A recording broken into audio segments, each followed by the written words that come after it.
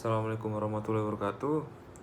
Nama saya Muhammad Isdirzal Faulia. Saya dari kelompok 7. Saya akan menjelaskan tentang kesimpulan dari yang dijelaskan oleh teman-teman saya. Dan kita kembali ke yang awal sekali. Di poin yang pertama, yaitu apa sih yang mempengaruhi perilaku konsumen itu sendiri. Tapi sebelumnya kita harus mengetahui apa itu perilaku konsumen. Perilaku konsumen adalah studi yang tentang bagaimana individu, kelompok, dan organisasi memilih, membeli, menggunakan, dan bagaimana barang, jasa, ide, atau pengalaman untuk memuaskan kebutuhan dan keinginan mereka. Lalu, perilaku pembelian konsumen dipengaruhi oleh faktor-faktor tertentu, yaitu ada faktor budaya, faktor sosial, dan faktor pribadi. Nah, tadi kan saya sudah menyebutkan ada beberapa faktor di situ, ada 3. Dan yang pertama adalah faktor budaya yang teman saya sebelumnya sudah menyebutkannya, dan di sini saya jelaskan lagi bagaimana faktor budaya itu. Jadi faktor budaya itu merupakan penentu keinginan dari perilaku yang yang paling dasar itu adalah faktor budaya. Jadi setiap budaya terdiri dari beberapa sub-budaya atau subculture yang lebih kecil yang diberikan identitas dan sosialisasi yang lebih spesifik untuk anggota mereka. Sub-budaya meliputi kebangsaan, agama, kelompok ras, dan wilayah geografisnya. Ketika sub-budaya menjadi lebih beragam, perusahaan sering merancang program pemasaran khusus untuk melayani mereka. Jadi di dalam kebudayaan itu adalah hal yang sangat penting dalam penentuan atau sikap dalam mereka dari cara membeli sesuatunya. Nah, sekarang kita masuk ke faktor yang kedua, yaitu faktor sosial. Di faktor sosial, perilaku konsumen itu juga dipengaruhi oleh beberapa faktor dan sosial diantaranya, yaitu ada kelompok referensi, keluarga, dan yang ketiga itu adalah peran dan status. Nah, tadi kan di sini ada 3 faktor. Nah, kalau yang faktor pribadi itu meliputi ini. Jadi yang jelas dari pribadi kita dulu terdapat, misalnya ada umur kita berapa dan tahap siklus dalam hidup. Terus yang kedua ada pekerjaan dan lingkungan ekonomi juga, karena pekerjaan dan lingkungan ekonomi sangat menentukan bagaimana kita dalam melakukan pembelian dan sesuatu hal itu. Yang ketiga ada kepribadian dan konsep diri. Yang terakhir adalah gaya hidup dan nilai. Nah, karena konsumen ini sangat banyak sekali poin-poin yang bergantung pada diri mereka, terutama di poin pribadi itu sangat menentukan bagaimana konsumen itu berada pada saat di pasar. Karena tidak mungkin jika seperti halnya orang yang berumuran muda tapi dia ingin membeli sesuatu yang berbau tua.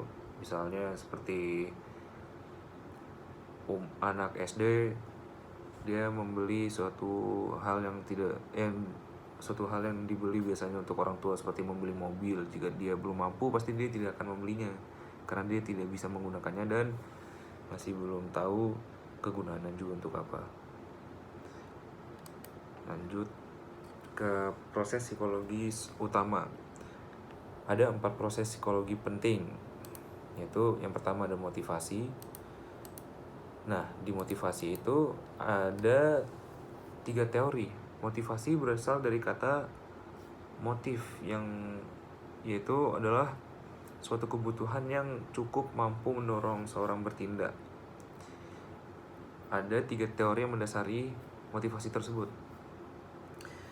Nah, kalian sebelumnya kan pasti sudah mengetahui apa itu motivasi kan? Nah, di motivasi itu terdapat 3 teori, yaitu ada teori Freud, ada Maslow, dan ada Herzberg. Nah, yang pertama kita membahas teori Freud. Sigmund Freud mengasumsikan bahwa kekuatan psikologis yang membentuk perilaku manusia sebagian besar tidak didasari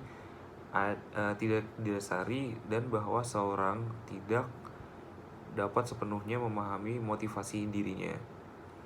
Ketika seorang mengamati benda-benda tertentu, ia akan bereaksi tidak hanya pada kemampuan yang terlibat pada nyata pada benda-benda tersebut, melainkan juga pada petunjuk atau clue lain yang samar. Wujud, ukuran, berat, bahan, warna, dan nama benda dapat memicu asosiasi dan emosi tertentu. Satu teknik yang disebut teknik tangga memungkinkan kita melacak motivasi seorang dari motivasi instrumental yang dinyatakan sampai motivasi yang lebih terminal.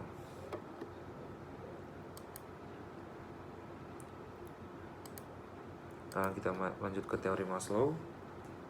Di teori Maslow sendiri, orangnya bernama Abraham Maslow. Dia berbicara seperti ini. Dia berusaha menjelaskan bahwa mengapa orang didorong oleh kebutuhan tertentu pada waktu tertentu. Kebutuhan manusia telah tersusun dari yang paling mendesak sampai yang paling kurang mendesak. Berdasarkan urutan tingkat kepentingannya, kebutuhan tersebut adalah kebutuhan fisik, kebutuhan keamanan, kebutuhan sosial, dan kebutuhan penghargaan. Orang akan berusaha memuaskan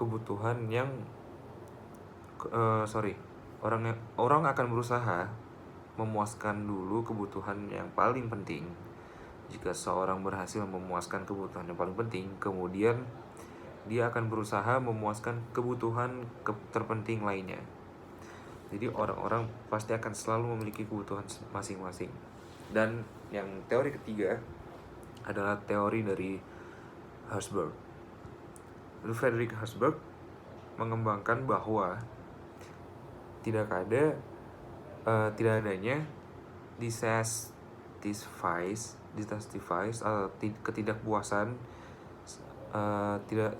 ketidakpuasan saja tidak cukup.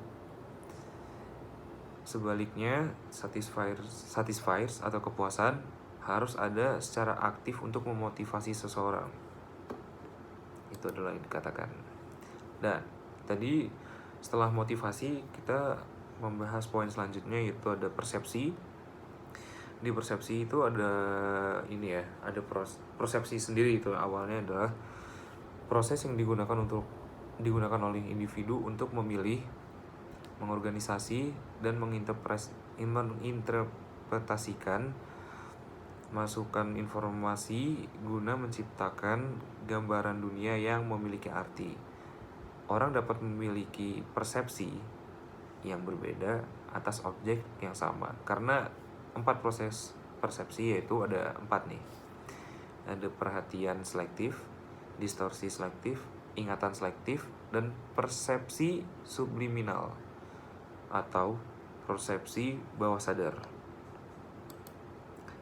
Nah, untuk persepsi selektif itu apa sih sebenarnya?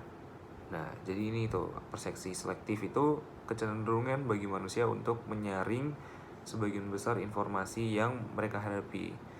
Berarti bahwa pemasar harus bekerja cukup keras untuk menarik perhatian konsumen. Untuk yang kedua, yang distorsi selektif itu adalah rangsangan yang telah didapatkan perhatian bahkan tidak selalu muncul di pikiran orang persis seperti apa yang diinginkan oleh pengirimnya.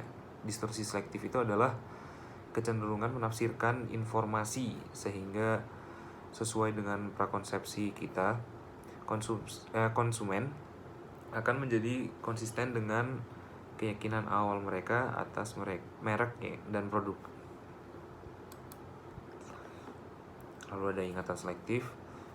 Orang akan melupakan banyak hal yang mereka pelajari, tapi cenderung mengingat informasi yang mendukung pandangan dan meyakinkan mereka, karena retensi selektif membuat kita untuk mengingat, apalagi mengingat poin-poin yang bagus. Lalu yang keempat itu adalah persepsi subliminal. Nah, yang terakhir ini, mekanisme persepsi selektif membutuhkan keterlibatan dan pemikiran aktif konsumen. Mereka berpendapat bahwa pemasar menyisipkan pesan rahasia dan tersembunyi dalam iklan atau kemasan. Konsumen tidak menyadari, tetapi pesan tersebut mempengaruhi perilaku konsumennya. Nah, yang terakhir, pembelajaran dan memori. Nah, di pembelajaran ini nih, meliputi perubahan perilaku seorang yang timbul dari pengalaman. Sebagian besar perilaku manusia adalah hasil belajar. Untuk yang memori itu adalah semua informasi dan pengalaman yang dihadapi seorang ketika mereka mengarungi hidup dapat berakhir dalam memori jangka panjang.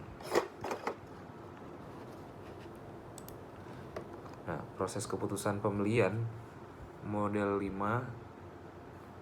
Jadi ada model 5 tahap.